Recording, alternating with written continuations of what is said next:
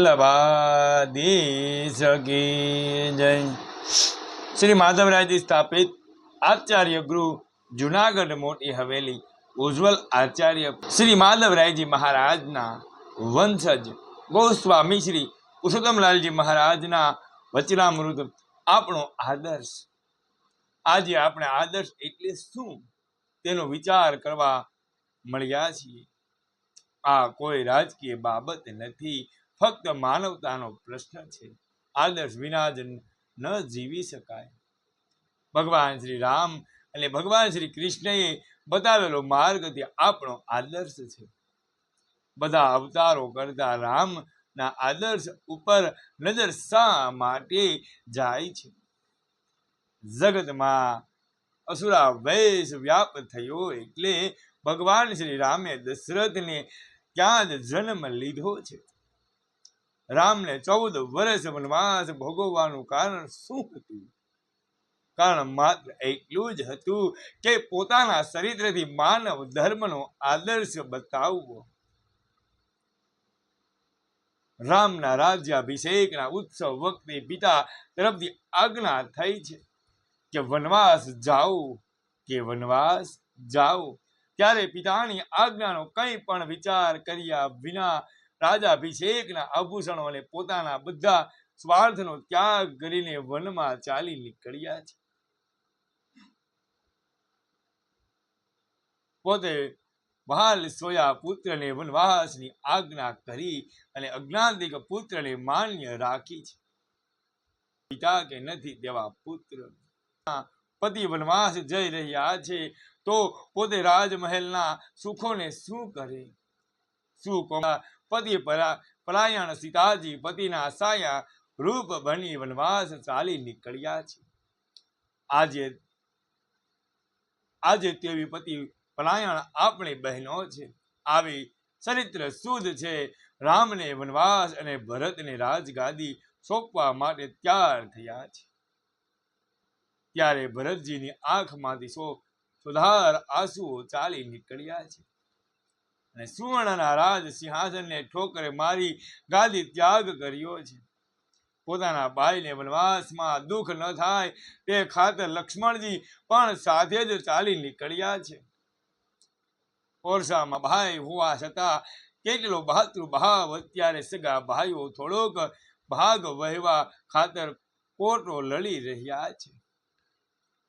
ભગવાન રામે લંકા ઉપર ચડાઈ કરી ત્યારે વિભીષણે જાણ્યું કે ભગવાન રામ રાવણ કરતા ઉચ્ચ અને આદર્શ છે. આમ યુદ્ધની સાવણીમાં રામને શરણે આવ્યા છે. સેનાપતિઓએ દુશ્મનના ભાઈથી ચેતવણી વિનંતી કરી ત્યારે ભગવાન શ્રી રામે જણાવ્યું કે વિભીષણ તો શું સ્વયં રાવણ હોય ને તો પણ લઈ આવો.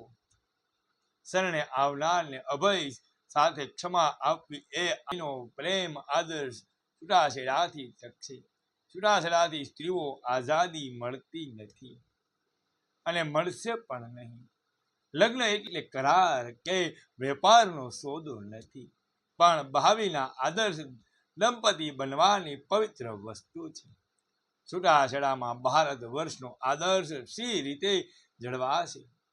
આપણે ડિંગલેગ જ વિચાર કરો. છૂટાછેડા એ પશ્ચિમની સંસ્કૃતિ છે. એમાં પતિ પત્નીનો આદર્શ કઈ રીતે ટકશે?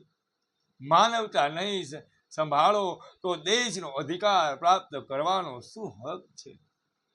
ભારતીય સંસ્કૃતિમાં ઉત્તર આદર્શ ઉપરાંત આપણે રાવણનો પણ આદર્શ લઈએ.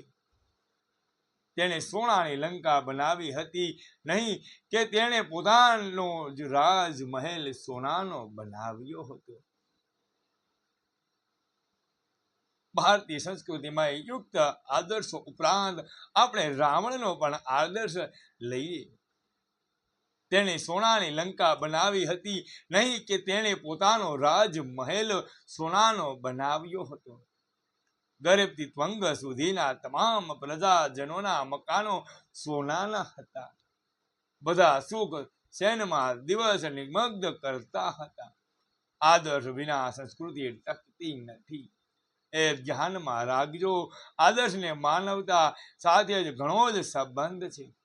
કામ, ક્રોધ, લોભ અને મોહ એ 4 માનવતાના શત્રુઓ છે. તેને હટાવવા પુરુષાર્થ કરવો જોઈએ. તેથી સામે ધર્મ, અર્થ, કામ અને મોક્ષ એ 4 પુરુષાર્થો દુશ્મનને સામે અણુબોમ્બ જેવા છે. જગત માતા ગાય અત્યારે દુઃખી છે. ઘાસ વિના રખડે છે. ઘી દૂધની દેનાર, ખેતીમાં અત્યંત સહકાર આપનાર માને આપણે હાથે જ કસાઈને મોકલીએ છીએ. તેનું પરિણામ એ આવ્યું